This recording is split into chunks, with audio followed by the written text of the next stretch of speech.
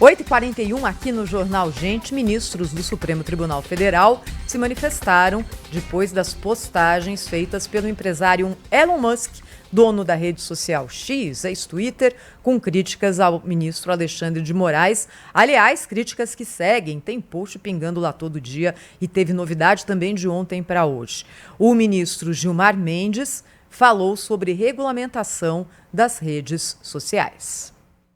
Apenas com a elaboração de uma nova legislação será possível estabelecer, com mais segurança, os direitos e deveres de todos aqueles que se disponham a atuar na internet, sem que haja espaço para agressões, mentiras, golpismos e outros males que têm assolado o país nos últimos anos. Alexandre de Moraes abriu a sessão da Corte diferenciando liberdade de expressão de liberdade de agressão. O Supremo Tribunal Federal, a população brasileira, as pessoas de bem, sabem que liberdade de expressão não é liberdade de agressão. E talvez, presidente, alguns alienígenas não saibam, mas passaram a aprender e tiveram conhecimento da coragem e seriedade do Poder Judiciário brasileiro. Vamos entender mais sobre essa que é a grande polêmica da semana. Vocês estão acompanhando notícias sobre esse assunto desde o começo da semana aqui no Jornal Gente. O jornalista Cláudio Zaidan está conosco para explicar um pouco mais sobre esse assunto. Zaidan, qual é o X da questão nesse caso? Conta pra gente. Tudo bem, Pedro? Bom dia. Bom dia, Thaís, Cláudio, Sônia. Oi, Zaidan. Você e Alexandre de Moraes estão perspicazes aí nos trocadilhos, né? O Alexandre falando de alienígenas, você falando do X da questão. Muito bom. Mas vocês se lembram quando o Elon Musk comprou o Twitter? Ele fez o tal Twitter Files, né? É um conjunto de documentos mostrando o quanto o FBI, o Departamento de Estado, a CIA e a Casa Branca pressionavam os gigantes de tecnologia, aqueles que têm redes sociais, para praticarem censura. E todo mundo entrou de cabeça, seguiu as determinações. Inclusive, foi uma situação até meio constrangedora, porque nós assistimos, então, a algo lamentável. Jornalistas pedindo censura. Washington Post, New York Times, CBS, talvez mais do que todos, pedindo censura. E aí, quando o Elon Musk compra o Twitter, ele fala, acabou. Não é? Diminui consideravelmente os mediadores, o número de mediadores. E muitos jornalistas que eram contra a cartilha do Fauci, o Anthony Fauci, que era o médico geral, né, da presidência, e que também refutavam aquela história que vem desde 2016, de que a Rússia manipula as eleições nos Estados Unidos e tal. Esses jornalistas começaram a encontrar abrigo um pouco na Fox, na época do Trump. Quando o Trump perde a eleição, a Fox migra rapidamente para o Biden, né?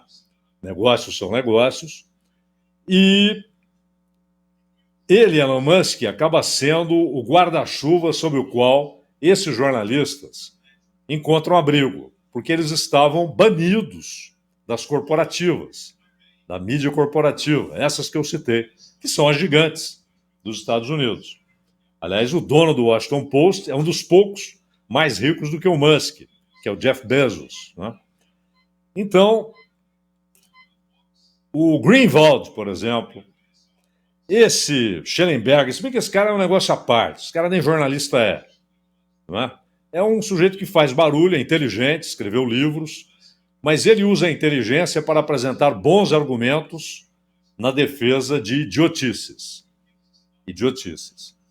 O próprio Elon Musk, outro dia, porque a reação no Brasil foi muito bananeira, não é, a toda essa história. Então nós vimos no Congresso Nacional um sujeito dizendo, teve aquela moção de apoio ao Elon Musk. Isso é típico de uma república bananeira. Congresso Nacional fazendo moção de apoio a Elon Musk. E aí vai lá um parlamentar e começa a dizer: o patriota Elon Musk. Olha, se tem um conceito que o Elon Musk despreza, é patriotismo. A ideia, pelo contrário, é a livre circulação de serviços e capital.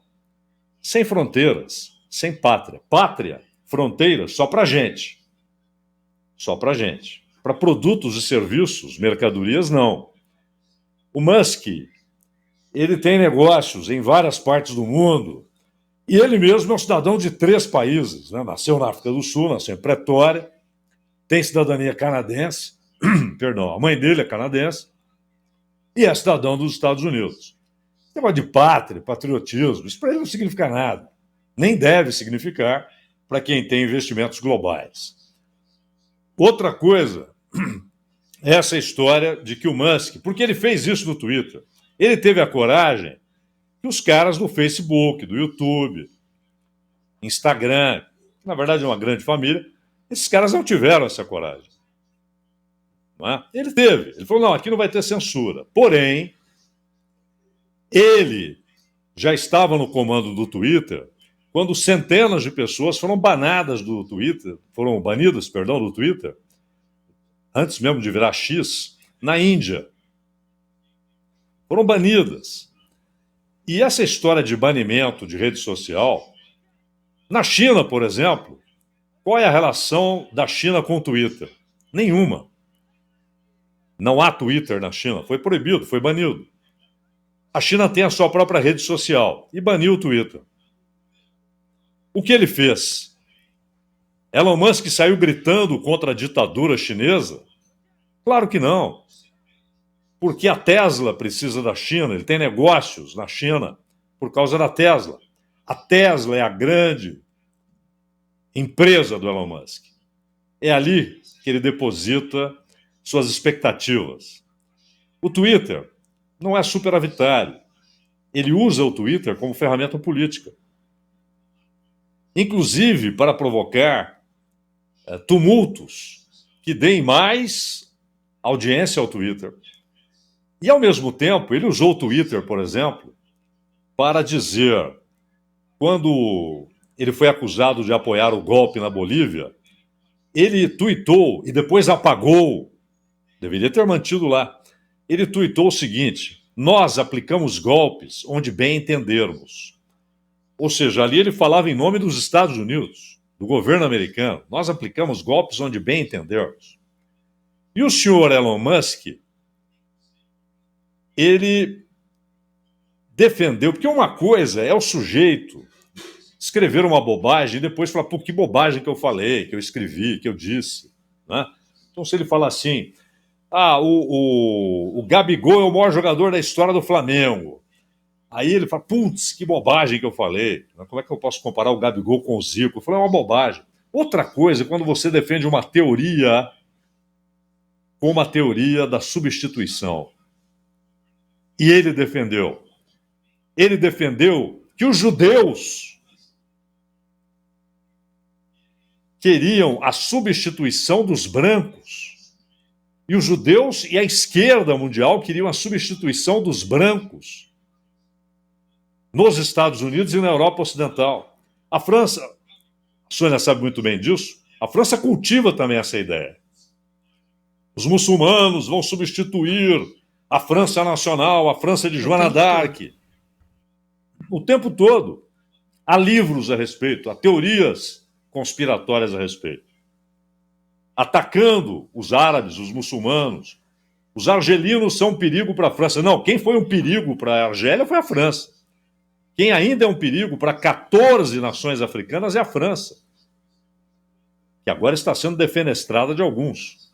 Então o Elon Musk, aí o que ele fez? Ele percebeu o tamanho da bobagem, porque ele defendeu essa teoria. E aí ele veio a público dizer, foi a maior bobagem que eu falei em mais de 300 mil tweets, ou 30 mil tweets, um número assim. E foi a Israel. A imprensa de Israel e grande parte da sociedade israelense criticou duramente o Netanyahu por ter recebido o Elon Musk com honras de chefe de Estado. E diziam, Netanyahu, esse cara atacou, não Israel, não o seu governo, ele atacou o povo judeu, dizendo que os judeus, aquelas velhas teorias conspiratórias, né?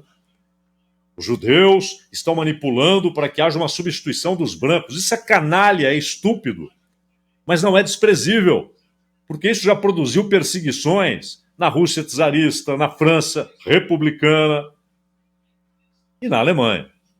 E até hoje produz. Até hoje produz perseguição a judeus.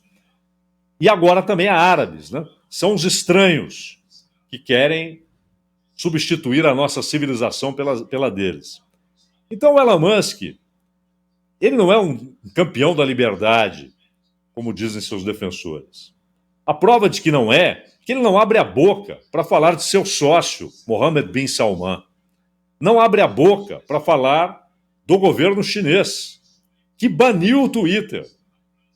E ele não abre a boca, porque ele tem negócios interessantes e importantes na China por causa da Tesla. Mas aqui no Brasil, reaparece o Twitter Files, agora como Twitter Files Brasil, para dizer o seguinte: nós temos aqui uma lista de ordens do Supremo, e ontem o Elon Musk disse o seguinte: nós respeitamos as leis em todos os países onde atuamos. Perfeito, não é mais do que obrigação, não é um favor. Se uma empresa atua num país, ela está sujeita às leis daquele país e às instituições daquele país. Só que, disse ele, eu não vou aceitar decisões que são contra a lei. Decisões que são contra a Constituição. Mas esperem, o que é Estado de Direito? O Estado de Direito determina que, com os 3 poderes estabelecidos, o Judiciário, e particularmente a sua principal corte, diz o que é constitucional ou não. Porque se cada um de nós passar a dizer, não aceito essa decisão, porque para mim ela é inconstitucional. Alguém tem de decidir isso, alguém é árbitro nessa questão. O árbitro é o Supremo. Você tem de recorrer no próprio Supremo. O Alexandre de Moraes tomou essa decisão. Eu recorro para que o assunto chegue ao pleno do Supremo. Se eu achar que o pleno do Supremo também tomou uma decisão inconstitucional, não uma decisão que eu não goste, mas inconstitucional, eu tenho de fazer isso chegar a um partido político que leve o pedido de impeachment daquele ministro ao Senado, a única casa onde um ministro do Supremo pode ser afastado. Isso é Estado de Direito. Não dizer, não, eu não vou cumprir a lei, ou eu não vou cumprir a determinação, porque ela é ilegal. Mas não é ele quem decide o que é e o que não é legal. É o próprio Supremo. E se o Supremo contraria a Constituição, que deve ser seu único parâmetro, então o Senado deve ser acionado, porque ministros do Supremo estariam contrariando a Constituição e, portanto, isso seria um motivo de impeachment. Esse é o caminho. Dizer não vou cumprir a lei, ninguém pode fazer isso. Algum de vocês pode fazer isso? Algum empresário pode fazer isso? Alguma empresa pode fazer isso?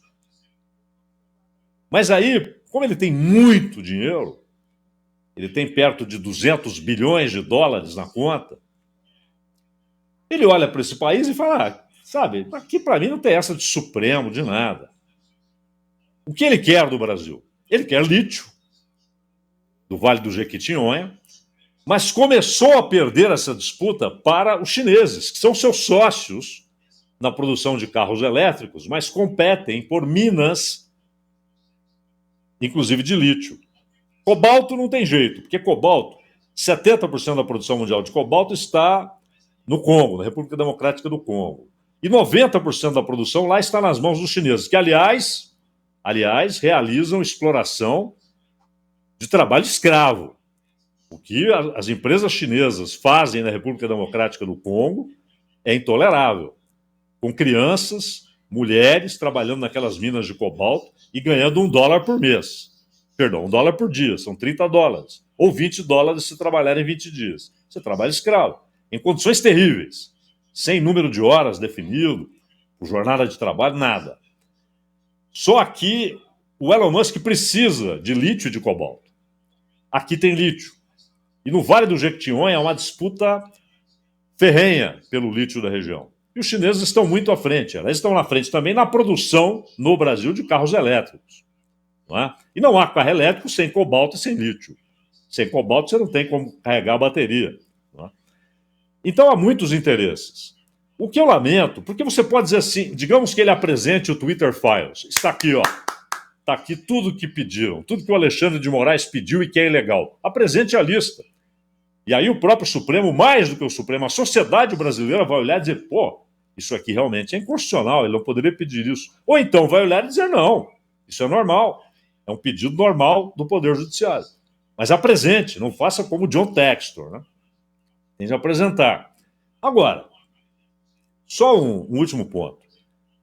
Você pode concordar com Elon Musk e achar que o Alexandre de Moraes ultrapassou limites constitucionais. Ou concordar com o Alexandre de Moraes e achar que o Elon Musk está usando a sua condição de bilionário global para tentar impor suas vontades a um país periférico. O que não dá é essa reação bananeira. Não é? O presidente da República começa a falar de Elon Musk, o Supremo dedica horas a Elon Musk, o Congresso Nacional agora querem convidar o Elon Musk para falar no Senado da República. Mas tenham paciência.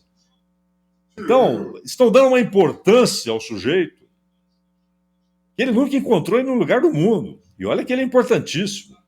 Mas aqui no Brasil ele virou um mote de sessões no Congresso, de reuniões do Supremo. Essa é uma reação bananeira. Não é? E é esperar. Apresente então a lista. Está aqui, ó. Inconstitucionalidade de Alexandre de Moraes. Se isso houver, impeachment no cara. Mas se não houver, ele tem de cumprir o que está determinado, como qualquer empresa, como qualquer empresário, como qualquer um de nós.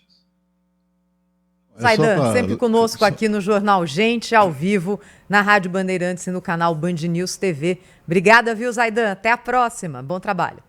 Tchau, Zaidan. Um abraço, até a próxima.